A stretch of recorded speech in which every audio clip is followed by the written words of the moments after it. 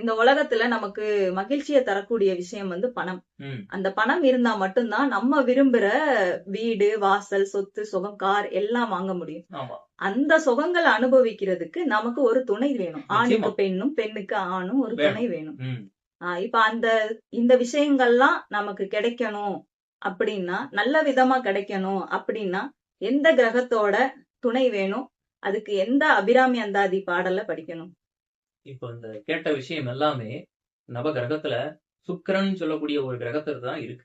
நல்லா பணத்தை செலவு பண்ணணும், மகிழ்ச்சியா இருக்கணும் தான் எல்லாருமே ஆசைப்படும். மனித வாழ்க்கையினுடைய உச்ச சுகம் என்ன? ஆணுக்கு பெண், பெண்ணுக்கு ஆணுடைய துணை தான். ஆனா அது உடல் சுகம் மட்டும் கிடையாது. வாழ்க்கையில ஒரு 25 வயசுல திருமண வாழ்க்கையில ஆரம்பிச்சு 65லயும் ஜோடியா 2 பேரும் சிரிச்சு பேசி இருக்காங்கன்னா அதுதான் உண்மையான சுக்கர சம்பத்துன்னு நான் சொல்லுவேன். இப்படிப்பட்ட அந்த சுக்கர சம்பத்து 2 அபிராமி அந்தாதி பாடல்ல நம்ம தொடர்புபடுத்தணும். எதுக்காக 2 பாடலை தொடர்புபடுத்தணும் அப்படின்னா, இந்த சுக்கரனுக்கு நிறைய விஷயங்கள் இருக்கு. அதுல முதல் விஷயமே அழகுதான். நம்ம எப்படி இருக்கோமோ தெரியாது. ஆனா முடிஞ்ச வரைக்கும் நம்மளை சுத்தி இருக்கிற பொருட்களை அழகா வச்சிருக்கணும்னு நம்ம ஆசைப்படுறோம். இது இயற்கை தானே, உலகத்தினுடைய இயற்கை தானே. அந்த அழகு சுக்கரனுடையது. 2வது ஒரு ஈர்ப்பு தன்மை. ஆணுக்கு பெண், பெண்ணுக்கு ஆணுல ஈர்ப்பு தன்மை இருக்குல்ல, அந்த ஈர்ப்பு தன்மைக்கு நம்ம காதல் அப்படின்னு ஒரு அன்புன்னு ஒரு உயர்ந்த பேர் வச்சிருக்கோம்ல, அதுவும் இந்த சுக்கரன் கையில தான் இருக்குது. இதை தாண்டி சுக்கரன் இன்னொரு சிறப்பம்சம் இருக்கு.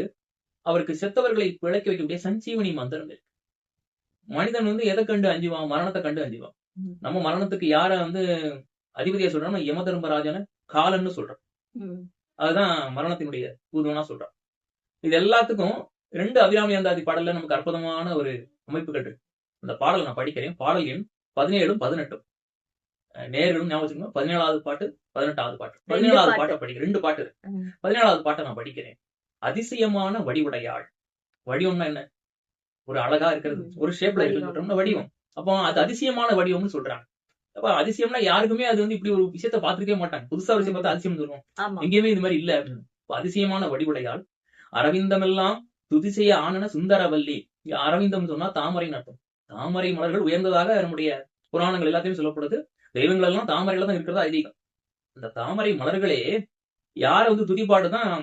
அபிராமி அன்னை துதிப்பாடுதான். அப்படி சொல்ற. துணை ரதி பதிசயமானது அபசயமாக. இங்க ரதி மன்மதன் இது 2 பேரை பத்தி பேசுறாங்க.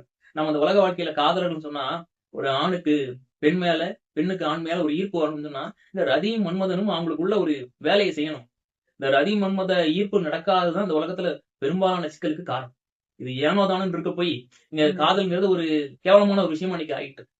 இந்த காதலை புனிதமான நிலையில கொடுக்கறது ரதியும் மன்மதனுடைய வேலை. இந்த உலகத்தில் இருக்கக்கூடிய எல்லா உயிர்களுக்கும், ஆண் உயிரினம், பெண் உயிரினம், மனிதன் மட்டும் கிடையாது, ஆண் பெண் இருக்கிற எல்லா இடத்துலயுமே இங்க மாத்தி மாத்தி ஒரு ஈர்ப்பு இருக்கும்.